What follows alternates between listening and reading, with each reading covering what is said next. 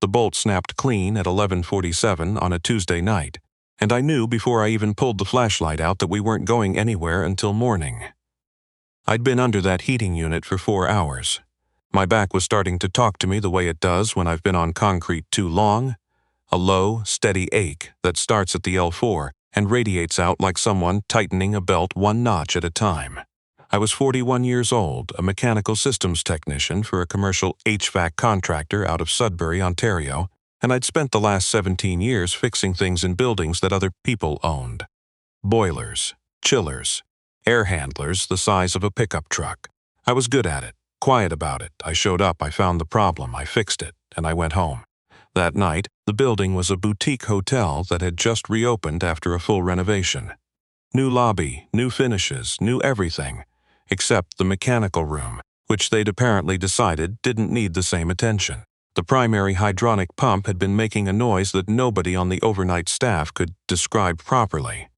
When they called it in, and when I finally got eyes on it, I found a cracked isolation valve housing, a flex connector that was pulling apart at the seam, and that bolt, a 3/8-inch hex head that had been cross-threaded at some point and was now sheared off flush with the pump casing. I was thinking about the bolt extractor kit I'd left in the truck when she walked in. I heard the heels first. On poured concrete in a mechanical room at midnight, that sound is wrong enough that I slid out from under the unit and sat up.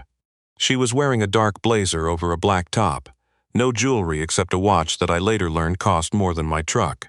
Her hair was back, loose at the ends. She looked like someone who had stopped being surprised by rooms like this a long time ago, like she'd seen the inside of enough mechanical spaces to know what a pump casing looked like and wasn't particularly impressed by any of it, including me. "You're the technician they called," she said. It wasn't a question. "Even Parke," I said. I didn't stand up. My knees were past that kind of politeness by that hour. The isolation valve's cracked and I've got a sheared bolt in the pump casing. I can have the valve done tonight if you've got the part, but the bolt's going to take until morning. She looked at the pump like she was running a calculation. "The heating's out on the 4th and 5th floors," she said. "I know. There are 11 guests on those floors. I know that too." She looked at me then, really looked, and I couldn't read what she was doing with the information. Most property managers who came down this late were either panicking or furious. She was neither. "I'll have someone bring you coffee," she said, and walked back out. Her name was Renata Ashford. I didn't know that yet. I found out the next morning when the general manager introduced her to me in the lobby, and I understood, finally, that the woman I'd spent 3 hours trading two-sentence conversations with in the mechanical room was not the property manager. She was the owner of this hotel, and 7 others, and a development company with projects in Calgary, Vancouver, and Halifax. She was 46 years old, and her name appeared on a list of Canada's most successful private real estate developers that had run in a business magazine the previous spring, a list I had absolutely never read, because I am not the kind of person who reads that magazine. But that's not the part of the story that matters. That's just context. What matters is the conversation that happened 2 weeks later. When I was back at the same hotel for the follow-up inspection on the valve repair, and Renata Ashford was standing at the front desk when I came in, and she said, "When you're done, I'd like to show you something." I thought she meant another piece of equipment. I followed her to the elevator. She took me to the 4th floor. Not to a mechanical space, to a corner suite that looked out over the downtown core, where someone had set up a small table with 2 cups of coffee and a folder. I stood in the doorway. "Come in," she said. "I'm not going to bite you," I figured, I said, though I'll be honest with you, I wasn't entirely sure what was happening. I sat down. She opened the folder. Inside was a 1-page summary of a property she was developing in northern Ontario, a resort and conference center on a lake north of Parry Sound. She'd been having problems with the mechanical systems contractor. Delays, cost overruns, a project manager who kept sending her explanations instead of solutions. She'd been through 2 contractors in 18 months. The project was 8 weeks behind schedule. She slid the summary across to me. "I'd like you to come on as the lead mechanical consultant," she said. "Not the contractor. I've got a contractor. I need someone on site who can tell me the truth about what's happening and what it's going to take to fix it. Someone who isn't billing me by the hour to explain why something can't be done. I looked at the summary. The numbers were real. The kind of numbers that make you set the paper down for a second. I'm a technician, I said. I work for a company. I've got a van and a uniform and a service schedule. I know what you are, she said. That's why I'm asking. I looked out the window. I thought about my daughter, Bryn. She was 12 at the time, and she was starting to need things that cost more than my service schedule was going to cover. Not big things, nothing dramatic, but the regular accumulation of what it costs to raise a kid who's starting to become a person. Hockey equipment that she'd outgrown by November. A school trip to Ottawa that I'd said yes to before I fully calculated what yes meant.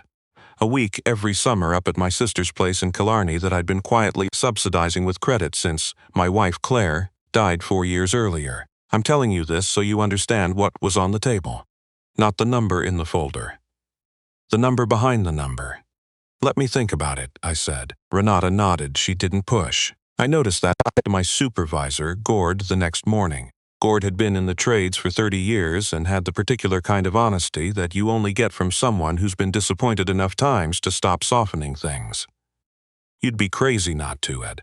Crazy. But you'll want to get it in writing before you give her anything. I called my sister, Trish, that night after Bryn was in bed.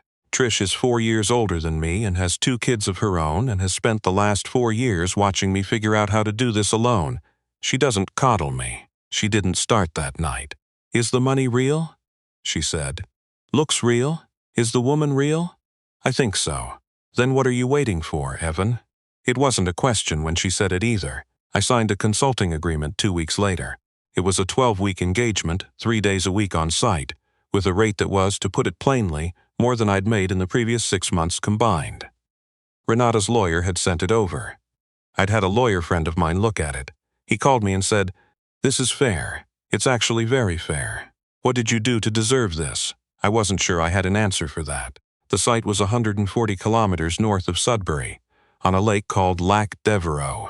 The property had been in some kind of land trust for decades before Renata's company acquired it, and the plan was a main lodge, 12 cabin units, and a conference building designed to bring corporate retreat business up from Toronto and Ottawa year-round. The concept was solid. The execution was the problem. I showed up on a Monday morning in late September. The project manager from the mechanical contractor was a man named Roderick. He went by Rod, and Rod had the energy of someone who had been managing upward for so long that he'd forgotten there was a direction called downward. He shook my hand with a practiced warmth that made me immediately tired. "Great to have eyes on the project," he said. "We're in good shape." I looked around the main lodge. The primary mechanical room was roughed in, but half the equipment wasn't landed yet. The in-floor radiant system in the main hall had a pressure test that was flagged in the latest inspection report, but not followed up on. The snowmelt system for the entry approach, a significant cost item that Renata had flagged as non-negotiable for a year-round property this far north, hadn't been started. "When's the snowmelt going in?" I said. "We're on schedule for that," Rod said. "The pour's scheduled for November 3rd, I said. I'd read the project timeline on the drive up. That's 5 weeks. The ground's going to be frozen solid by the 2nd week of October up here. Rod smiled the smile of someone managing a conversation. "We've got contingencies." "What contingencies?" "I'd have to pull the file." "I'll wait," I said. He didn't pull the file. He offered me a site tour instead, and I took it, because I wanted to see everything. And while we walked, I started writing things down. I'd brought a notebook. I always bring a notebook, not because I think it makes me look professional, but because I learned a long time ago that the problem you write down is the one you actually solve, and the problem you carry in your head is the one that surprises you at midnight. I spent three days first visit. I went through every system I could access. I talked to the subtrades.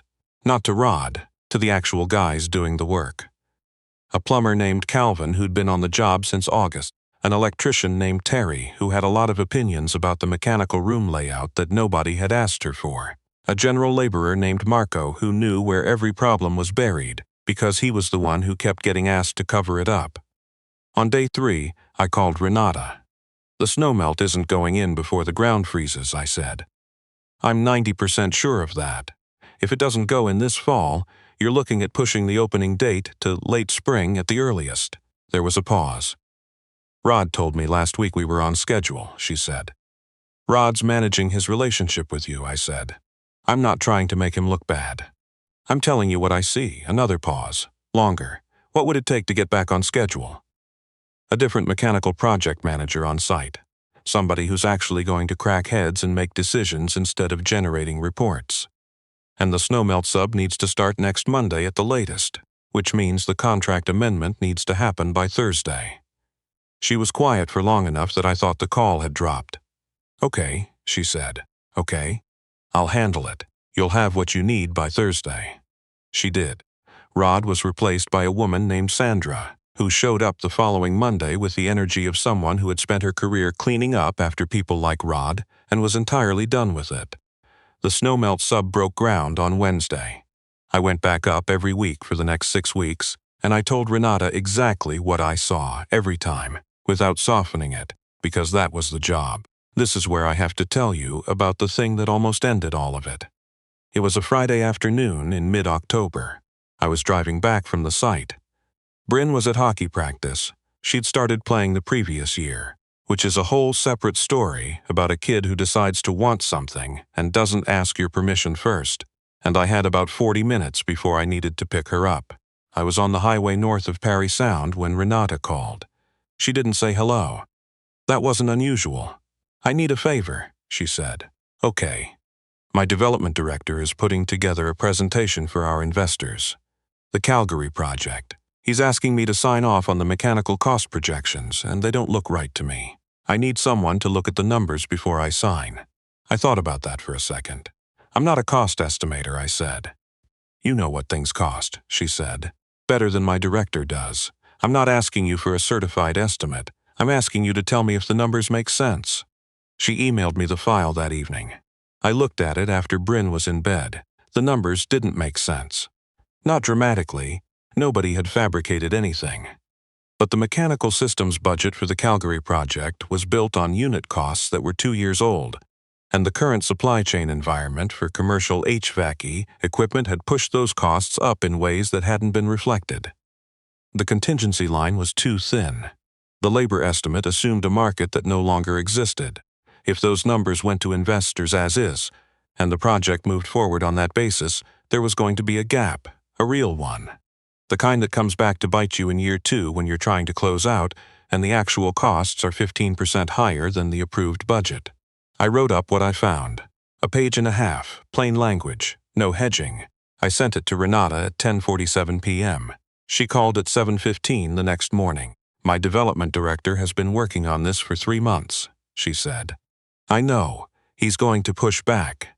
I know that too. Are you sure about what you found?" "I'm sure the unit costs are out of date," I said. "I pulled current pricing from 3 suppliers yesterday. I can send you the references." She was quiet. "My director is going to say you're overstepping," she said. "That this isn't your file."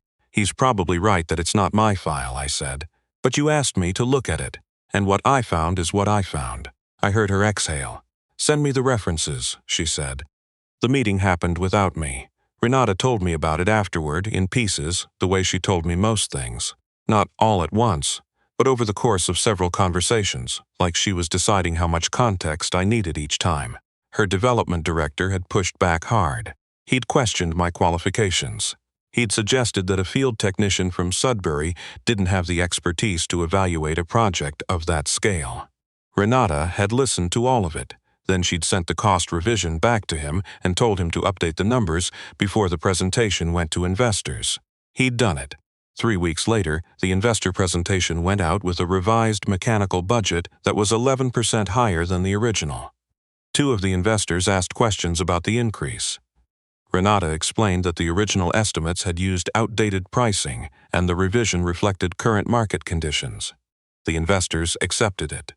The project moved forward. She called me the night the presentation closed. "Thank you," she said. It was the first time she'd said that to me directly, without it being attached to a task. "I just told you what was there," I said. "That's what I needed." I picked Bryn up from school the next afternoon. She was at the age where she sometimes wanted to talk in the car, and sometimes wanted to stare out the window, and I'd learn to wait for the signal. That day she wanted to talk. She told me about a project she was doing in social studies. Something about Canadian resource industries, supply chains, how materials moved from extraction to product. She was 12 years old, and she had opinions about it.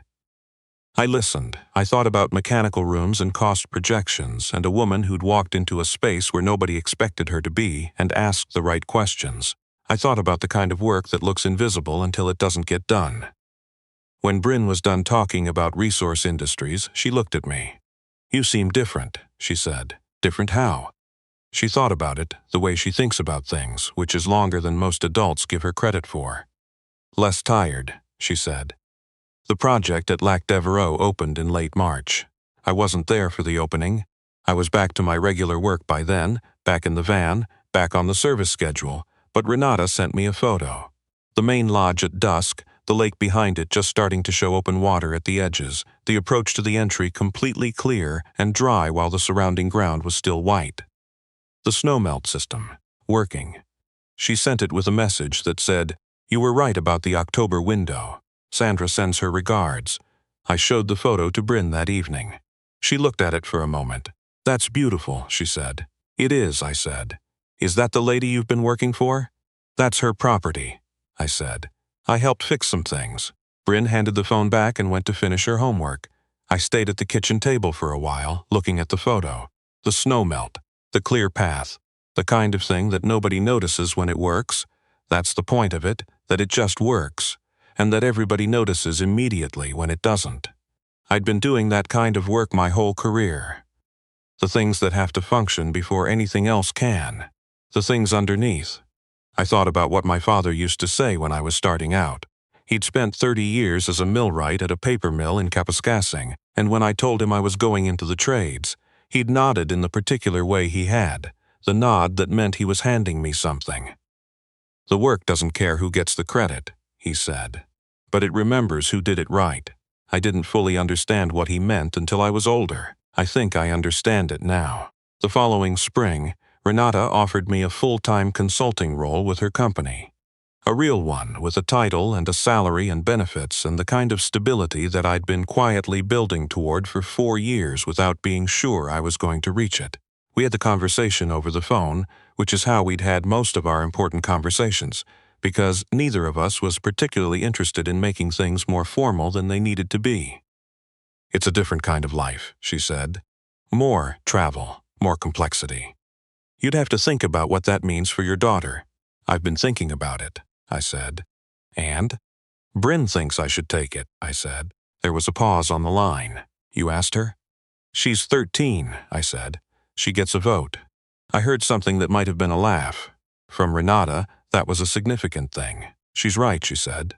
"You should take it." There's a version of this story where I tell you it was about the money, the salary, the upgrade from a service van to a consulting role with a company that had projects across 4 provinces.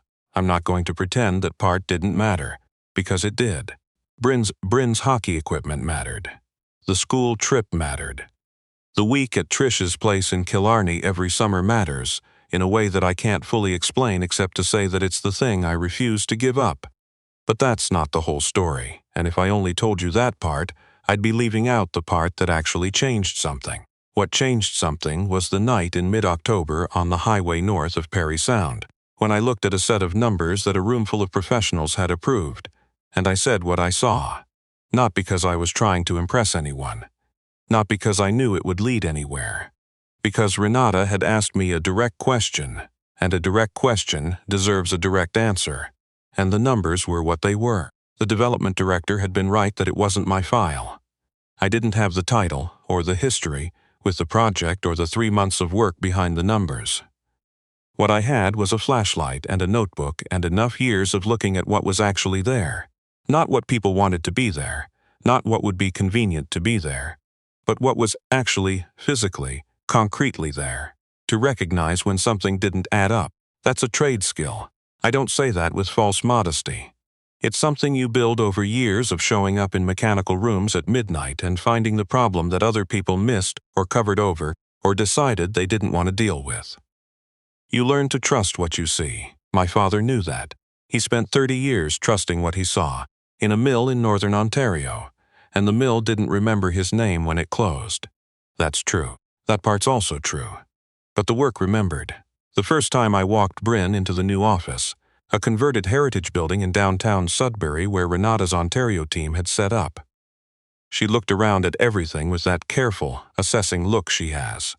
She stopped in front of a framed aerial photograph of the Lac de Verreau property. Summer, full foliage, the lake bright in the background. You couldn't see the mechanical room from the photo. You couldn't see the radiant system or the snowmelt lines or the isolation valve. You couldn't see any of the things that made the building work. But the building was working. Bryn pointed at the photo. "That's yours," she said. "Part of it," I said. She looked at me. "No," she said, with the particular firmness of a kid who has decided she's right and is going to wait you out. "That's yours." I didn't argue with her. She's been right before. Have you ever been the person in the room who told the truth when a room full of people wanted something different? The one who said the numbers were wrong, or the bolt was sheared, or the ground would be frozen before the crew got there? The one who said the hard thing, the inconvenient thing, the thing that complicated everybody's afternoon? If you have, I want to know. Tell me in the comments. Because in my experience, the people who carry that kind of story usually carry it quietly, and they deserve to know they're not carrying it alone.